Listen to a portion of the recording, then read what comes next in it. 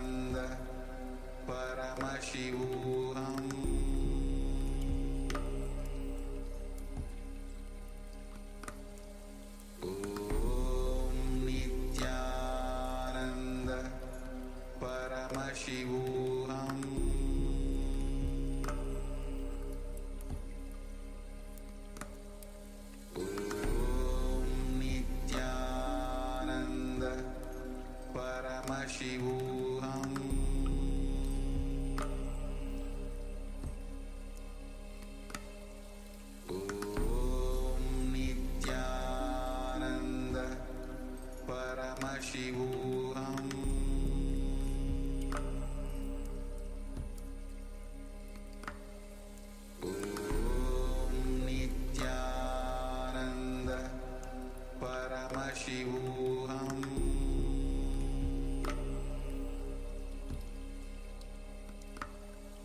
Om Nityananda Paramashivoham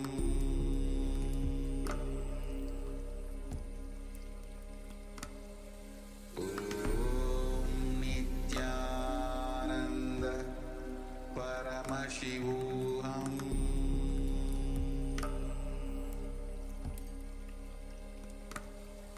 Om Nityananda Paramashivoham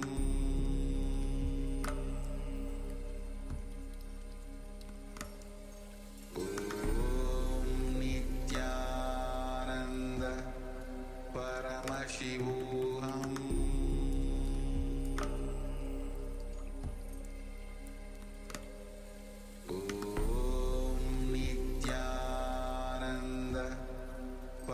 Paramashivoham Om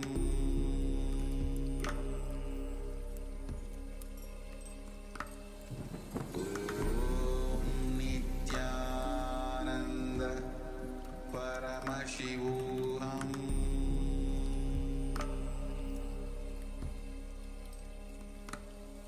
Om Nityananda Paramashivoham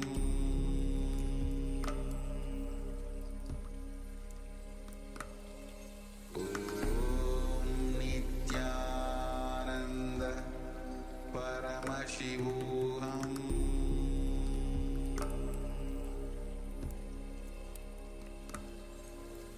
Om Nityananda Paramashivoham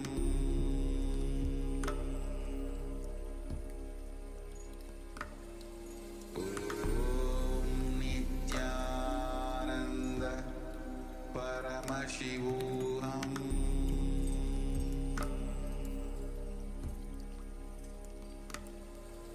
Om Nityananda Paramashivoham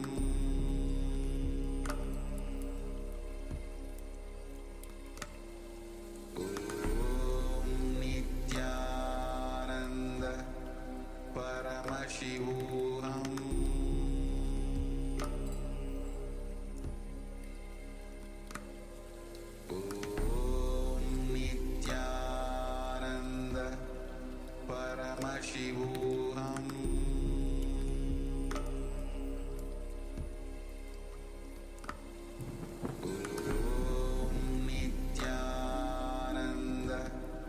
Paramashivoham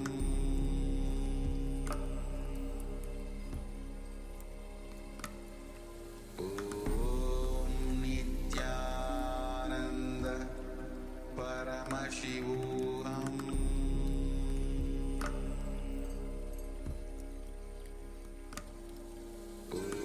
Om Nityananda Paramashivoham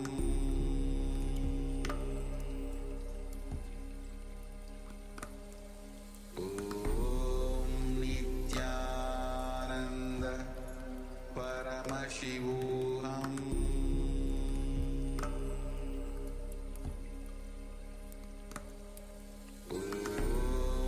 Nityananda Paramashivoham Om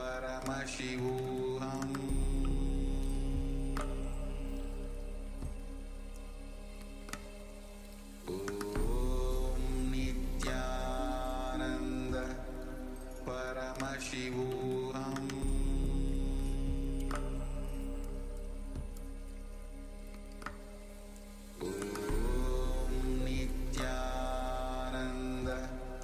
Paramashivoham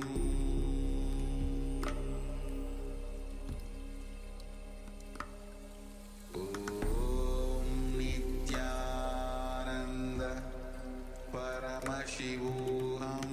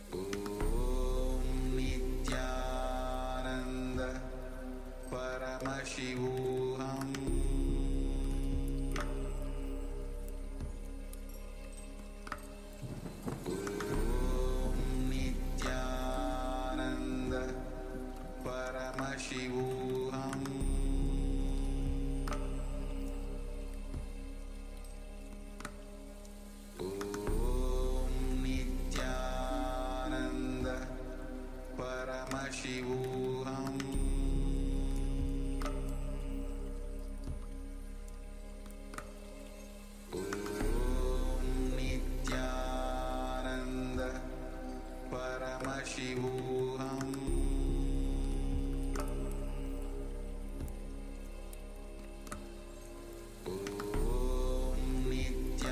Nityananda Paramashivoham